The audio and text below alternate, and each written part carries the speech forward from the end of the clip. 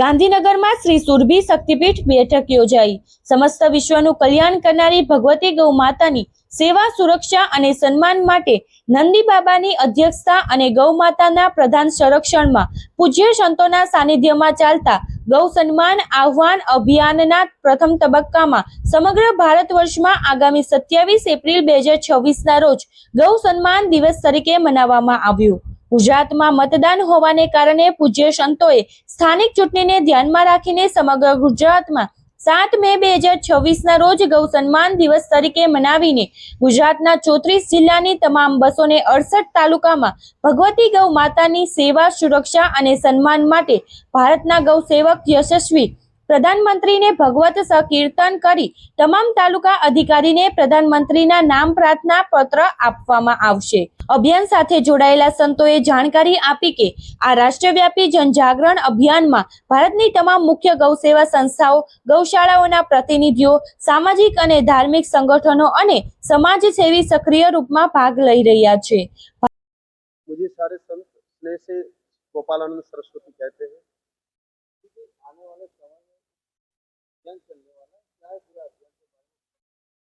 गौ सम्मान आह्वान अभियान नाम से मूवमेंट है जो भारत की सभी गाय माताओं को सेवा, सुरक्षा और सम्मान दिलाने के लिए भारत के सभी संत महापुरुषों और गौ प्रेमियों के द्वारा प्रारंभ किया गया है।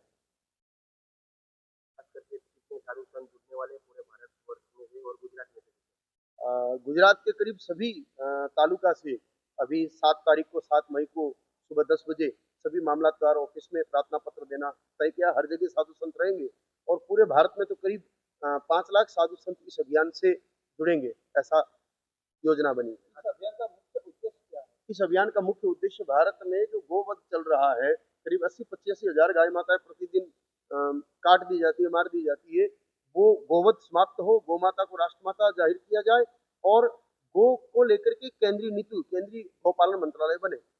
अच्छा, कि अभियान को अभी शुरू करने का कारण खास क्या रहेगा इतने सालों के बाद? नहीं, ऐसा नहीं है। अभियान तो 1857 में मंगल पांडे ने शुरू किया था, उसके बाद 1952 में संघ ने शुरू किया था, उसके बाद 1966 में करपात्री महाराज ने किया था, उसके बाद 1916 में गोक्रांति मंच ने चलाया था। तो ये तो सतत चल रहा है, रुका नहीं है।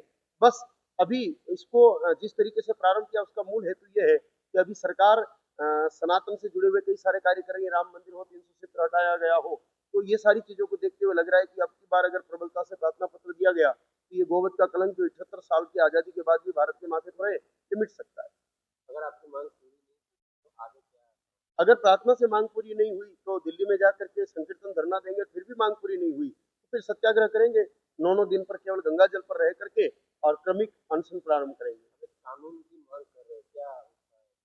कानून का ये रीजन है कि अभी देश संविधान से चलता है तो हर चीज कानून से ही पूरी हो सकती है। जैसे पुत्र पिता की सेवा न करे तो आजकल सिस्टम है कि गुजरात में कानून बन गया है अभी कि कोई पुत्र अगर पिता की सेवा नहीं करता तो उसका वीजा रद्द कर दिया जाएगा, वो विदेश नहीं जा सकता। तो इसी कारण करता है। तो युग धर्म ऐसा है कि कानून बनेगा तो ही सेवा, सुरक्षा और सम्मान गाय को प्राप्त हो।